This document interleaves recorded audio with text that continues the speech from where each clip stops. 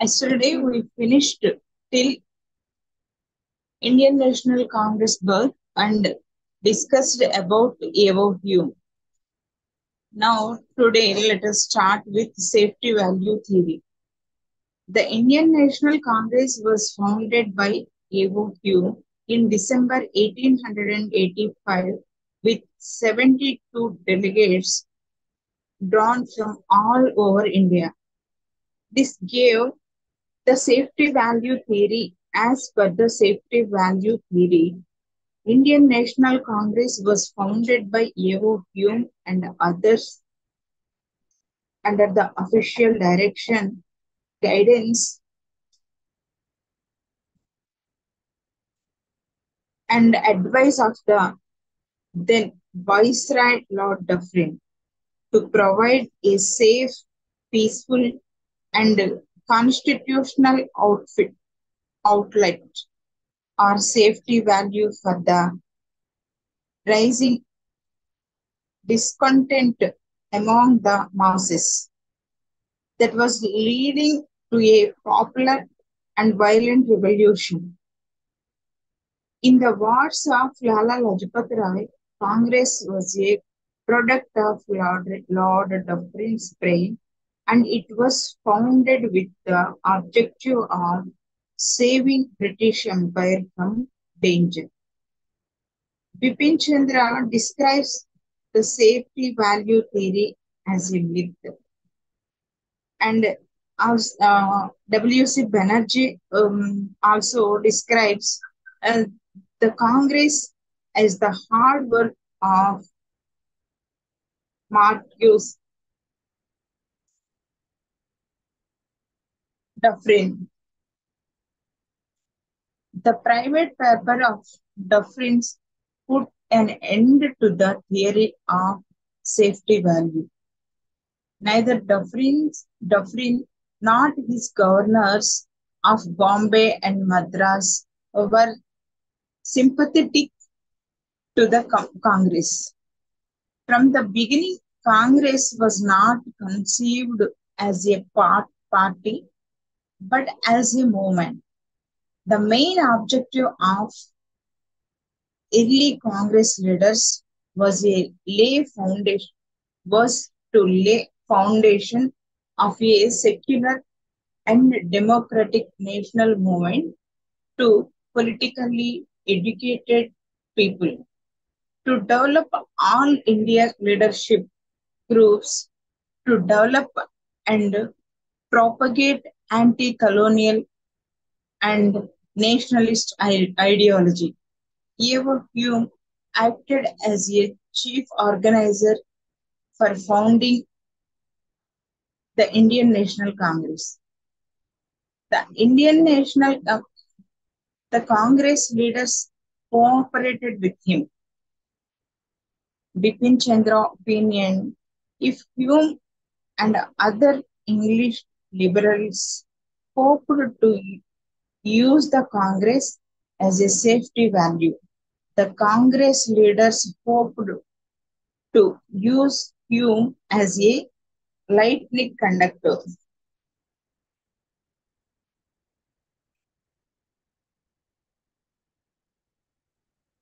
The Albert Bill controversy during the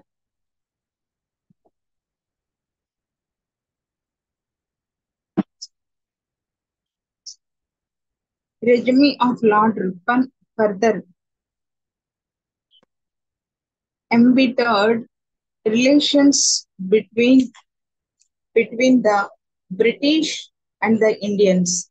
The bill, named after Sir Albert, of the Viceroy's Executive Council, aimed to removing judicial inequalities in the power of the Indian and British magistrates. The controversy generated bitterness between the British and the Indians. The racial arrogance of the Britishers and their policy of discrimination was resented by the Indians.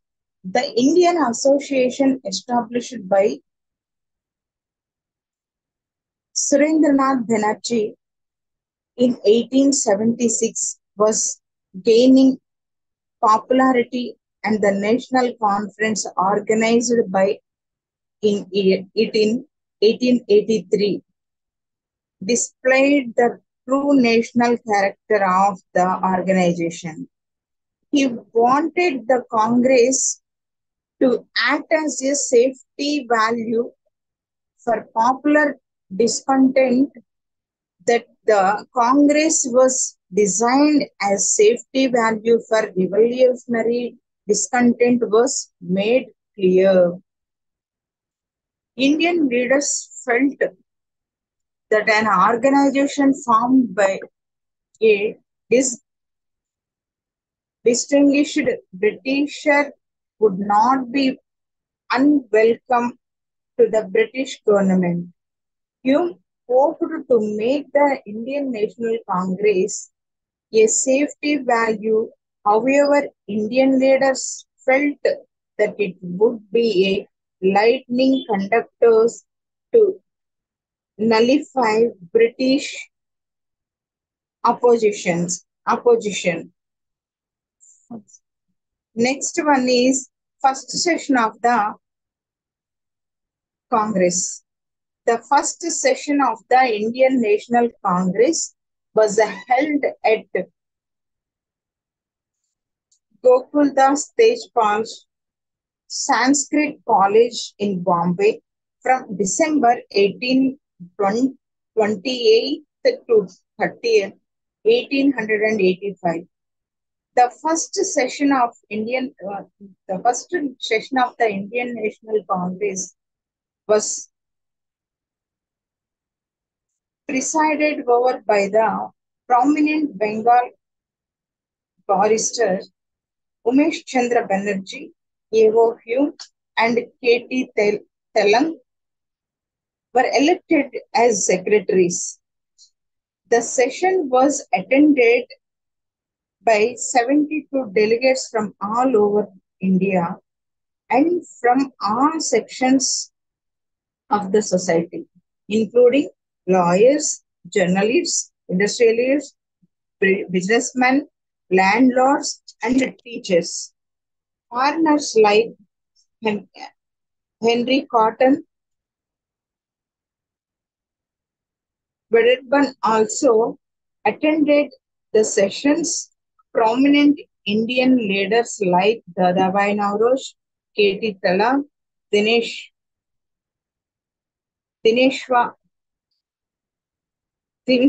Orche, Firoz Shah Mehta, Mahadev Govind Ranade, Chandravadkar, Veera Raghavachari, Anandacharyalu, Rangaya Naidu, Keshav Pillai, Subramanian Iyer, Badruddin Sabji were some of the delegates. The main objective of the Congress as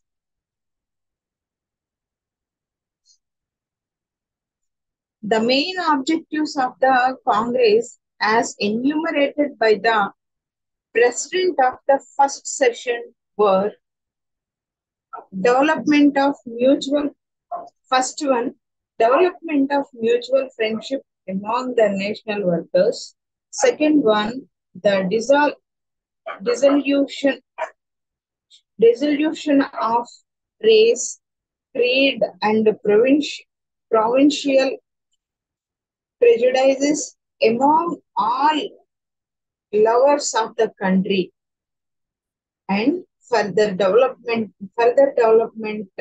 and consolidation of the feeling of national unity among them. Third one, recording of vital Indian problems after earnest discussions of these problems by the educated Indians. And fourth one, outlining of the program of work for the next year. The National Congress in its first session discussed the problems of the Indian people are passed resolutions on and passed resolutions and various subjects on various subjects. The proceeding of first session began with the declaration of loyalty and gratitude for the blessings of the British rule. Thus, the demands of the first session of the Congress, charted and directed by the liberal politicians, were modest and restricted to administrative reform and introduction of the elective principle in legislatures.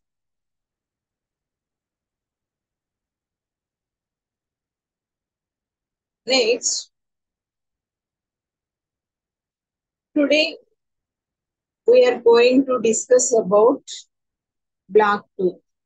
Block 2 consists of 5 units. Here we discuss from Unit 3 to Unit 7. In Unit 3, we learn about Indian national movement early phase. In Unit 4, we discuss growth of militant nationalism. Unit 5, we learn about rise of Muslim League and Hindu Mahasabha. In Unit 6, we learn important of the First World War and Home Rule movement. And Unit 7, here we discuss about constitutional reforms. So we cover 5 units from Block 2. But today we are going to discuss Unit 3. This unit topic is Indian national movement early phase and or moderate phase. This period 1800 to 1885 to 1905. So today we are going to learn Indian national movement. Here we discuss early phase of national movement. So today topic is Indian national movement, early phase or moderate phase, period 1885 to 1905. Indian national movement arose in the latter half of the 19th century as a result of various factors like Western education, socio-religious reforms, and British policies, and so on.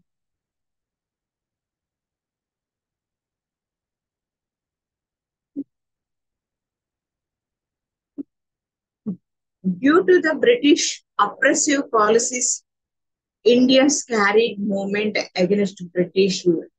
This was called Indian national movement.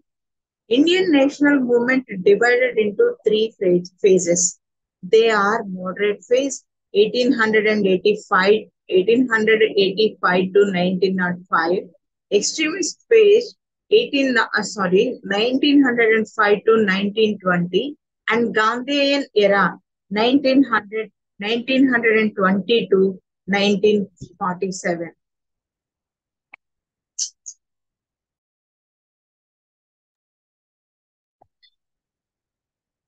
In Unit 3, we discuss about the early phase of the national movement.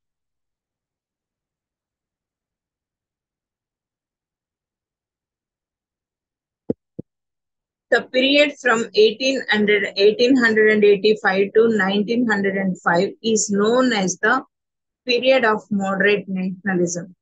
During this period, under the Indian National Congress, moderates played a significant role in Indian national movement. Indian National Congress was established by A.O. Hume in 1885. He conducted first session of Indian National Congress. During this period, the main objective of the Congress was to demand and obtain gradual reforms in the Indian administration.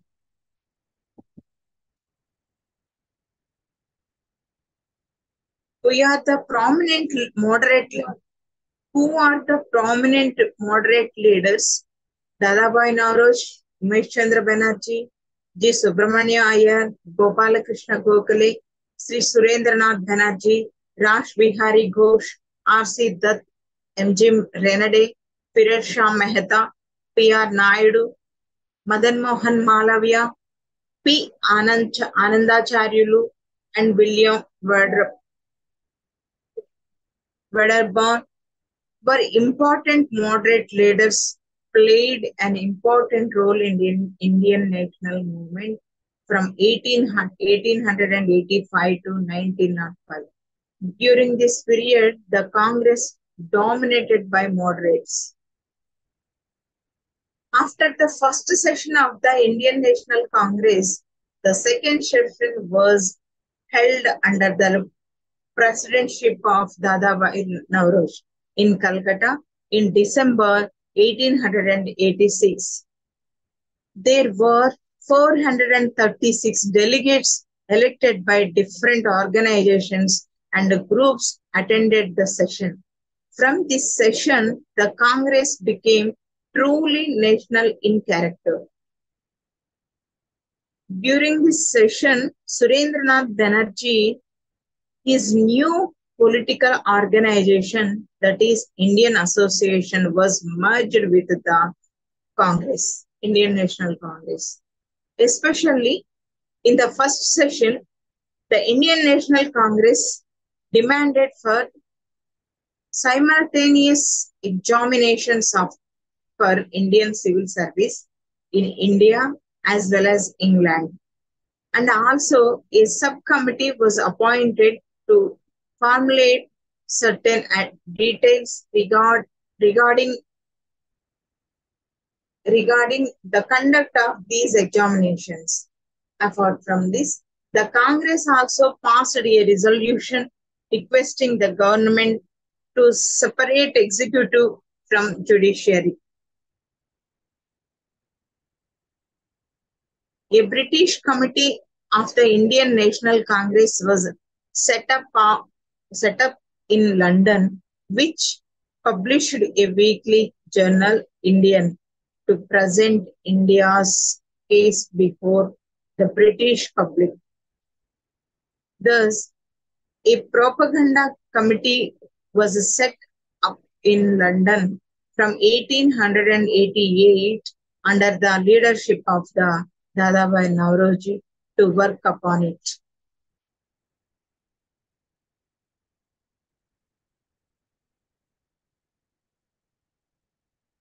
During this period, the Congress demanded a few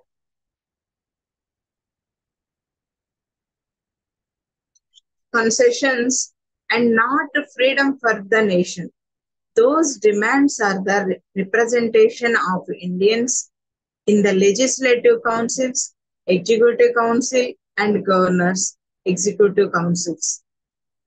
More opportunities for Indians in the civil service, holding of simultaneous examinations in India as well as in England, broadening of the basis of civil liberties, reduction of military expenditure, and more expenditure on development of education, separation of judiciary from executive work in district administration, inquiry into the backward economic and industrial conditions of the country, and development of Indians in South Africa and British Empire. These demands were always worked in prayerful petition and use of constitutional methods. However, within a few years, the Congress organized gained immense prestige and enormous influence among the public. Thus, the Congress gradually developed into a powerful political organization of an all-Indian character. And also under the Indian National Congress, early phase leaders, Indian National Congress early phase leaders played an important role from 1885 to 1905 against British rule in India. British officials' attitude towards the Congress. Next point, British officials' attitude towards Congress. Under the National Congress, moderates followed various methods to get freedom from British. But the Indian National Congress failed to get sympathetic response from British government. From the British government. In the beginning, the British officials' attitude was favored towards Indians, especially Indian National Congress. For instance, Dufferin gave a garden party to the delegates attending the second session 1886 in Calcutta. However, the British officials' attitude changed after 1887. The publication of Congress pamphlets like exploitative nature of British rule and exposed it to public and brought up open hostility of the public to the government. Whenever Congress exposed exploitative nature of British rule openly to public through pamphlets. From that time onwards, the British officials' attitude towards moderate leaders totally changed. From then onwards, the British officials launched campaign against the Congress and its leaders and also branded them as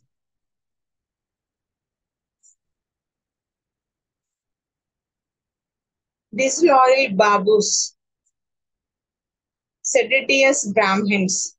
Apart from this, the British authorities thought that the growing unity of the Indians posed a major threat to their rule.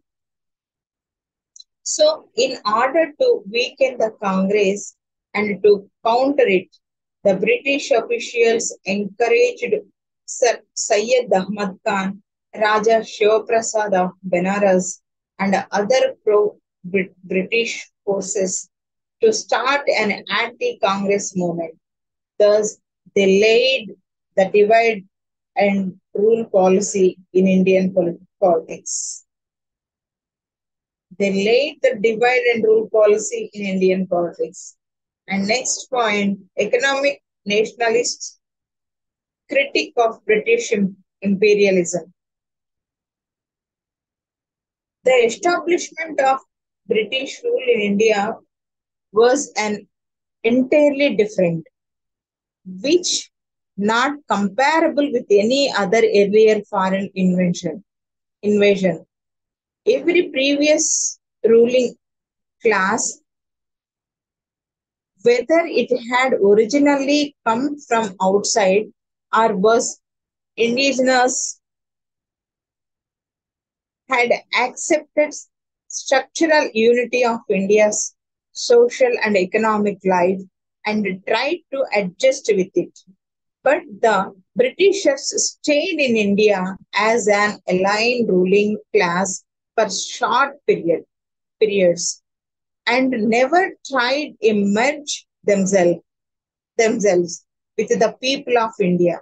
And also the country was made a field of imperialistic exploitation. And also the rise and progress of British imperialism led to revolutionary changes in various aspects of national life. Apart from this, the most enduring work of the early nationalists were their economic critique of imperialism. According to early nationalists, British imperialist ruling classes systematically carried on exploitation through trade, industry, and finance. And also, the political unity and the uniformity of the administration helped the Britishers to get a strange, strange hold on Indian economy and to direct the economic forces for their own benefit. The early nationalist leaders clearly pointed out that the essence of British economic imperialism was subordination of the Indian economy to the British economy. They vigorously opposed the transformation of India into a supplier of raw materials, a market for British manufacturers, and a field of investment for foreign capital. As a result of British economic exploitation, India became a colonial and an agricultural appendage of the British structure. The initial nationalist leaders pointed out that the official economic policy of the government ruined India's traditional handicrafts as they were unable to withstand withstand competition of the machine-made goods. Chief cheap machine-made goods became increasingly unimproved. Due to this, Indian handcrafts led to unemployment on a vast scale. The leaders also opposed the government's policy of import of foreign capital for investment in the Indian railways, plant, plantation, and industries. In their opinion, this policy of the government led to the suppression of Indian capital and further strengthened the British hold in India's economy and policy. They stressed on the need for modernization of Indian life in all fields, and in particularly the development of modern industry as vital for the abolition of poverty.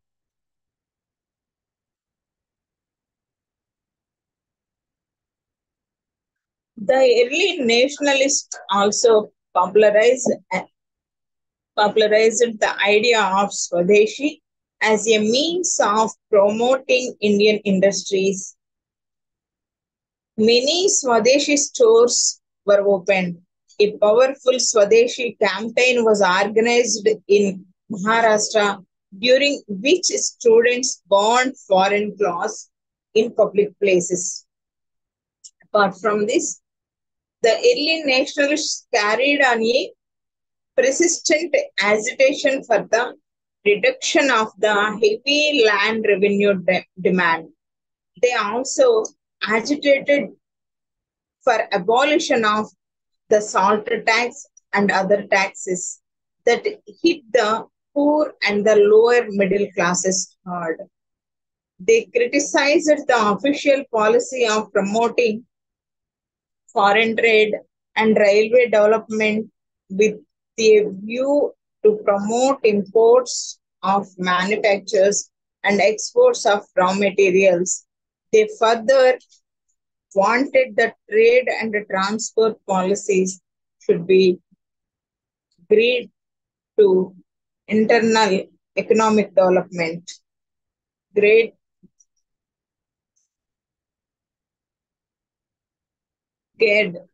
policy should be geared to internal economic development. And next point, drain theory. One of the most powerful weapon in the nationalist armory of anti-imperialist criticism was the drain theory.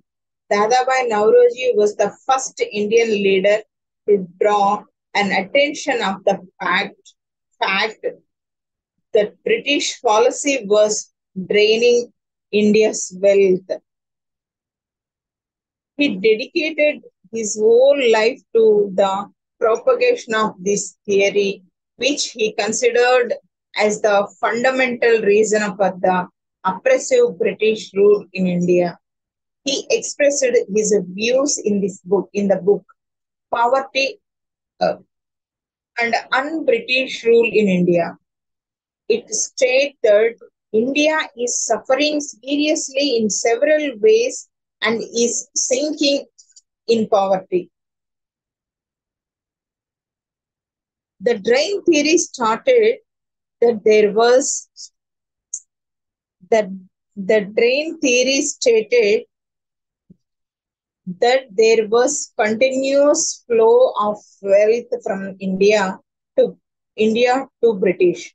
The flow of wealth was due to the unfavorable balance of trade to India due to excess imports.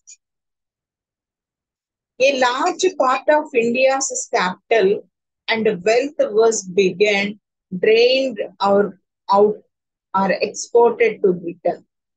India did not get any return in the form of interest.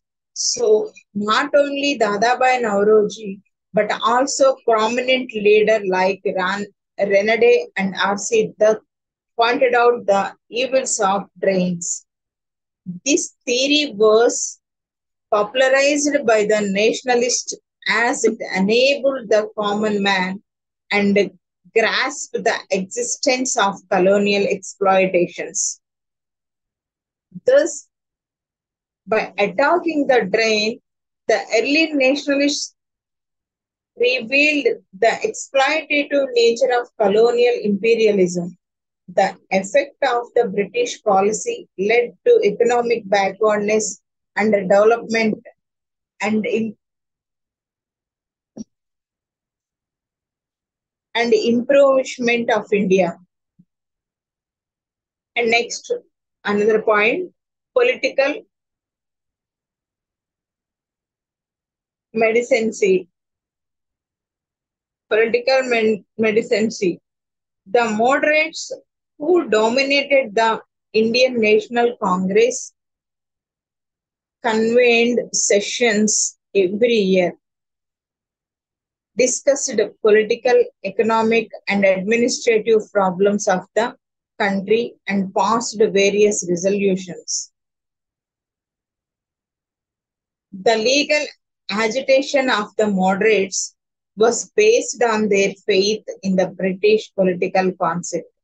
The Indian National Congress, under their direction, was oriented in a Western way and it demanded for reforms in the administration. The moderates of this period were mostly men of ideas and not of actions. They followed the method of petitions, representations, and deputations in order to convince the government about the justice they demanded. This method was often ridiculed as political medicincy, which means political begging for the sake of few concessions. They were afraid of conflict and open confrontation with confrontation with the British authorities. They were afraid of conflict and open confrontation with the British authorities. Their policy was to get gradual reforms in a strict constitutional way. And other point, seed time of Indian nationalism.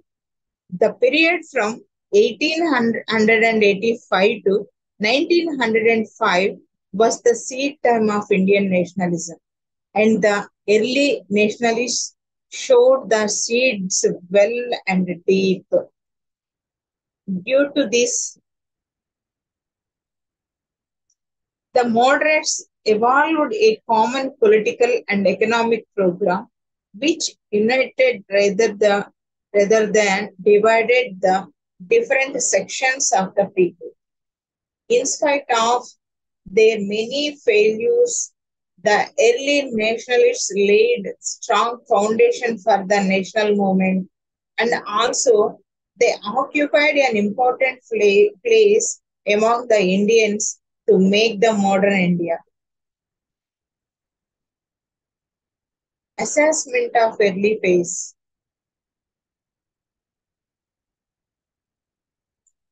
The early phase of national movement spreading from 1885 to 1905 can be called as the period of moderate nationalism. The moderates initially adopted a positive attitude towards the British rule with the hope that British would help the modernizing India. They further expected that Britain would develop India's productive force with the help of science and technology. But they slowly realized that there was no social development under British in India. Especially Dadabhai Naoroji, Govind Ranade, R.C. Dutt critically proved that the economic policies of the British and their colonial rule was the main obstacle to Indian economic development. They further felt that the British imperialism was to that subordinate the Indian economy to British economy. Hence, in that opinion, the essence the British colonialism was to transform India into a supplier of food, stuff and raw materials and a field of investment of British capital. The moderates succeeded in highlighting the progressive reign of India's traditional handicrafts due to the deliberate policy of British to help the British manufacturers. They were critical of free trade policy adopted by British as it was a major obstacle to paid industrial obstacle it was a major obstacle to rapid industrial development of India. The moderates further felt that the British policy on trade, industry and capital result industry and capital resulted in the backwardness of India.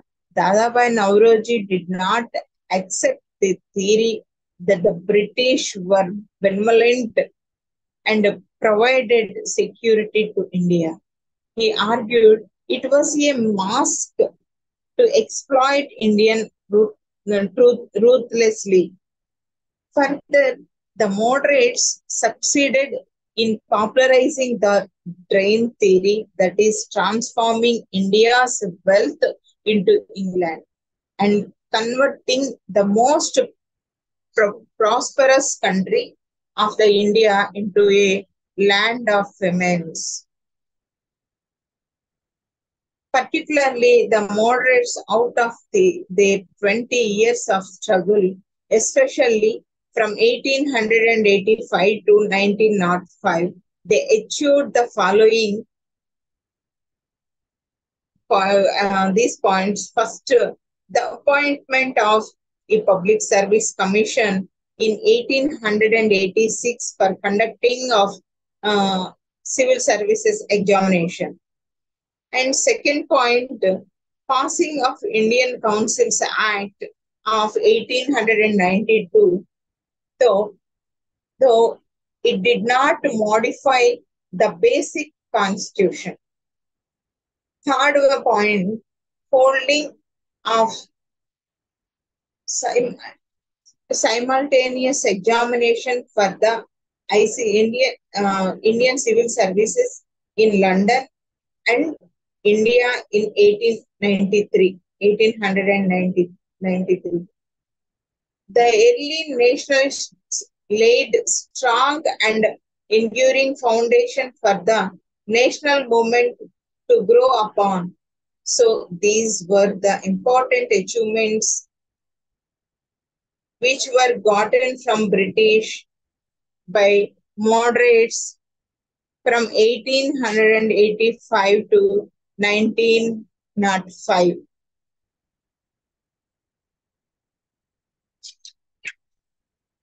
In previous, we discussed moderate space. Now we are going to learn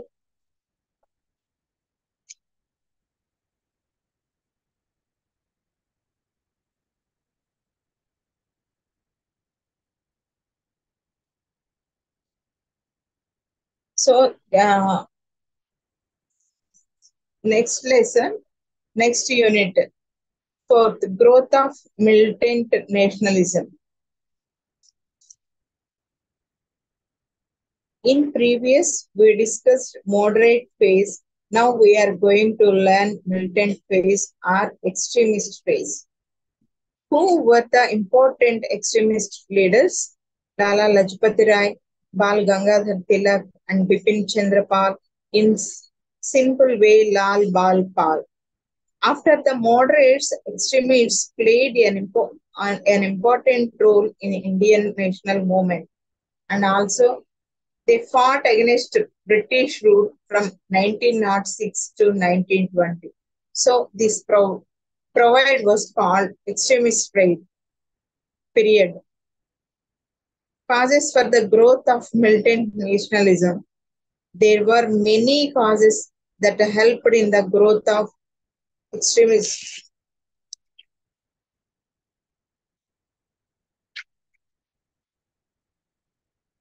Extremist major causes are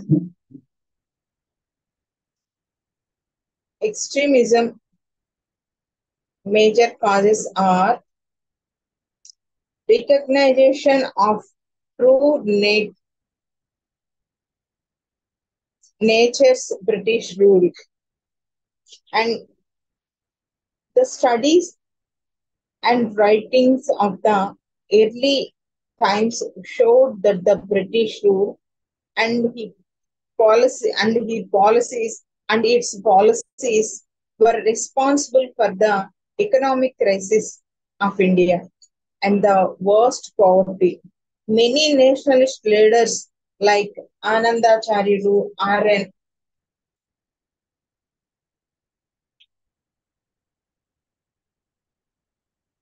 Mudholkar, D. Vacha, G.K. Khale, Madan Mohan Malaviya, and Dadabhai Nauroji exposed the true nature of British rule in India, especially Dadabhai Nauroji proved that British was bleeding Indian right, and the constant drain to wealth from India was directly responsible for India's economic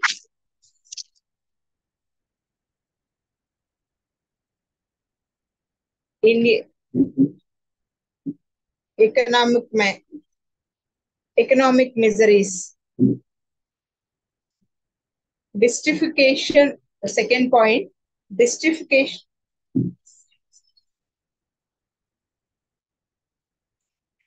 And second one, dissatisfaction with the achievements of the Congress. The younger leaders within the Congress were not satisfied with the achievement of the Congress during the first 15, 20, 15 to 20.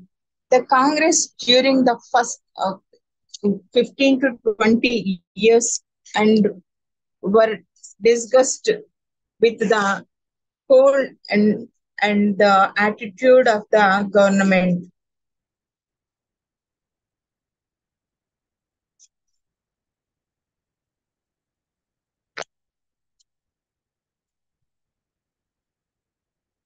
They were strongly critical of methods of peaceful and constitutional agitation, popularly nicknamed of three persons, three P's, position, prayer, and protest, and describe these methods or as political mendicancy, they mendicancy, political mendicancy. They became impatient with they ad, they advocated the adoption of European revolutionary methods to meet European imperialism.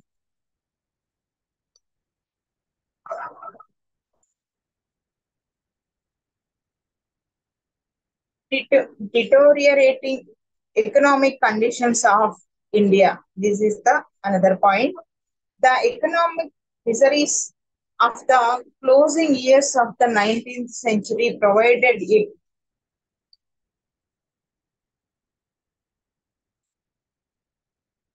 congenial atmosphere for the growth of extremism in India, Indian national activity. The terrible famine of 1896-97 and 1899 to 1900, coupled with the bubonic plague, which broke out in Maharashtra, took a heavy toll of life. Toll of life. The government relief machinery was inadequate, slow moving, and badly organized. And another one, contemporary international influences. The human the humiliating treatment methods on Indians in British colonies, especially in South Africa, created anti-British feelings. Nationalist movements in Egypt, Persia, Turkey, and Russia gave Indians new hope and aspirations. Indian nationalists gained more confidence and draw inspiration from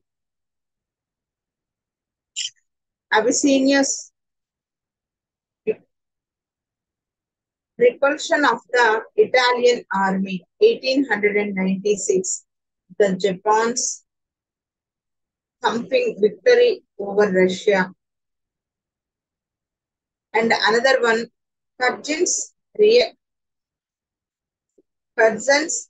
reactionary policies. Curzon's 7-year rule in India, which was full of omissions, and commissions, created a sharp reaction in the Indian minds. Hudson refused to recognize that India was a nation and characterized their activity as the letting of a letting off of gas. He insulted Indian intelligentsia and talked very low and Indian character. At the Calcutta University convocation, Hudson said, undoubtedly truth took a high place in the courts of the West before it had been similarly honored the honored in the East, where craftiness and diplomatic will have always been held in high repute. The Calcutta Cooperation Act, the Officials Secret Act, and the Universities Act created great resist, resentment, resentment in India. The Delhi Darbar held in 1903, coming at the time when India had not fully recovered from the devastating effects of the famine of 1899 to 1900, was interpreted as a pompous, pompous pageant to a starving population. The partition of Bengal. Next point, the partition of Bengal. The worst and most hated aspect of Hudson's administration was the partition of Bengal into two provinces, East Bengal and Assam in 1905. The partition forced in teeth of Bengali opposition and protests from the Indian National Congress. In 1904, showed the contemptuous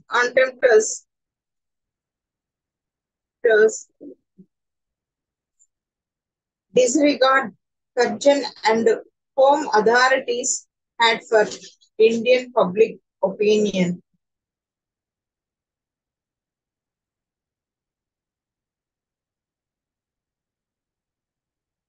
Was abundantly clear that the partition of Bengal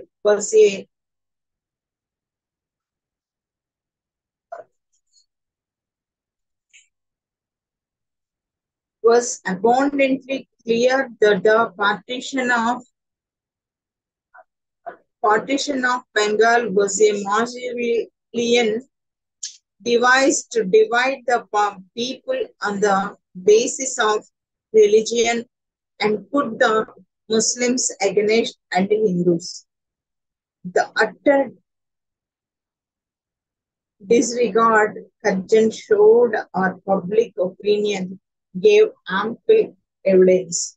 If any evidence was still needed, it was that the moderate policy of petitions, prayer, and protest was barren of results. Objectives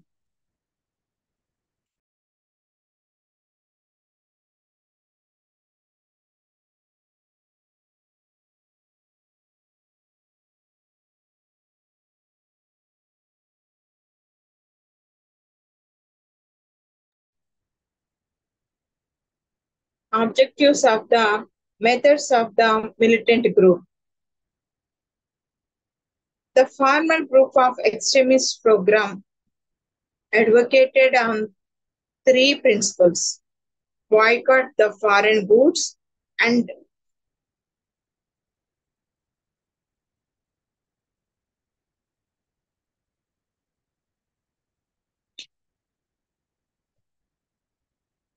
Sorry. Till now we read about the Till now we read about the major factors which helped in the growth of militant nationalism. Through we are going to tomorrow we are going to continue with objectives and methods of the militant group. In this we have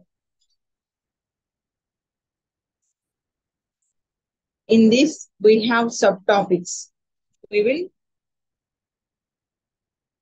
difference between the moderates and extremists,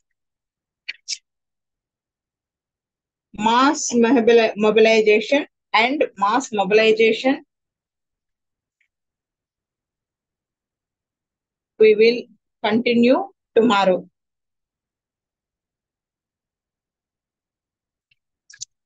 Okay, today this is the fourth unit. We almost all completed. Only one topic, few more topics here.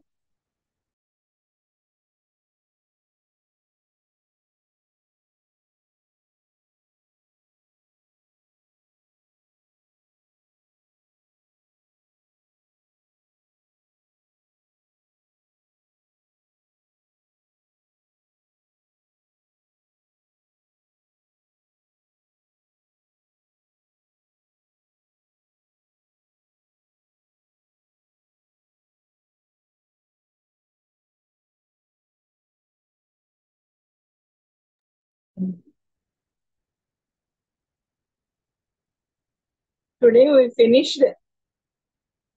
Tomorrow we are going to continue the new topics. Thank you. Thank you. Good night.